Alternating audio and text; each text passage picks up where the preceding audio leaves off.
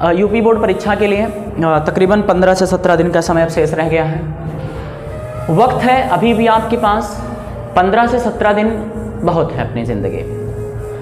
पढ़ने वालों के लिए बहुत है, ना पढ़ने वालों के लिए जो इस गुमान में बाबू कि आखिरी दिन में पढ़ूंगा, तो यकीन मानिए आखिरी दिन पढ़कर आप पास तो कर सकते हैं, लेकिन ज़िंदगी में कदे टॉप नहीं कर सकते।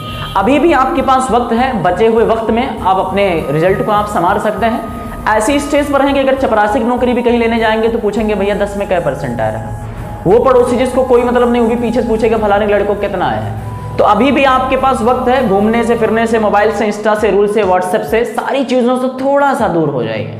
15 से 17 दिन की बात है। गवर्नमेंट ने खुद चीज़ों को इजी कर दिया। बात करें क्लास 10th की तो 30 नंबर आपको इंटरनल मिलते हैं, 20 नंबर सिर्फ MCQ है, 50 नंबर में अगर 25 भी ले आते हैं तो आपका 75% बन जा रहा है। अब अगर इतना भी ना लग सके तो भैया बेकार है, कुछ कर नहीं सकते। अभी भी आपके पास वक्त है, अपने रिजल्ट को सुधार लो, जवाब देने के लायक बन जाओ, वरना गलती से भी फेल हो गए तो क्लास 9th वालों के साथ बैठ के पढ़ना पड़ता है फिर से, तो बड़ी दिक्कत हो जाएगी। अभी भी आपके पास वक्त है, 15-17 दिन बहुत है, साल भर बेटा कोई पढ़ता उड़ता नहीं है, ठीक है। तो वक्त है अभी भी, अपने आप को संवारिए। बात करें इंग्लिश की, पास होने की जिम्मेदारी हमारी है। जितनी चीज़ें बताएं उतना फॉलो कर लो। क्लास 10th की किस तरह के क्वेश्चन आएंगे, यूट्यूब पे वीडियो अपलोड है, जाके देख लो, बेड़ा पार हो जाएगा। ऐसे सलिया भर पढ़े हो या ना पढ़े हो, गारंटी है। और दूसरी चीज़, आपके अभी पिछले वीडियो में अपलोड किया है पूम थी डस्ट ऑफ स्नो, उससे रिलेटेड कई ऐसे चैप्टर को मैंने अपलोड किया है।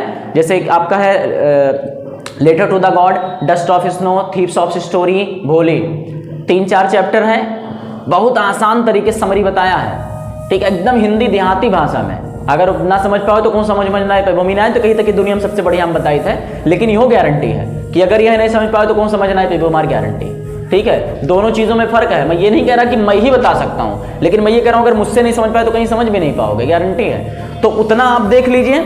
दूसरी चीज़, किस तरह के क्वेश्चंस आते हैं उसको डिस्कस किया, वो देख लीजिए। गारंटी पास वास होने को नाम ही निशान है, बेड़ा पार है एकदम से, ठीक है। तो थोड़ा सा आपको करना है, तो 15-17 दिन चीर फाड़ दो में, ज़्यादा कोनो बड़ी बात करना है।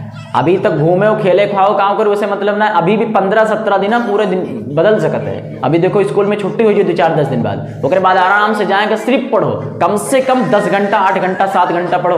और कुछ जनक काम का होता है, सिर्फ हिंदी लेके पलटत हैं, वही जीवन परिचय रटिए, वही जीवन परिचय रटिए। 3 नंबर में आई तो रोज जीवन परिचय ना पलटो, वही हिंदी वाला याद के लिए वही पलटी है, संदर्भ व्याख्या जीवन परिचय, संदर्भ व्याख्या जीवन परिचय, वही हिंदी पलटी है। बच्चों करे और तो को छूते नहीं।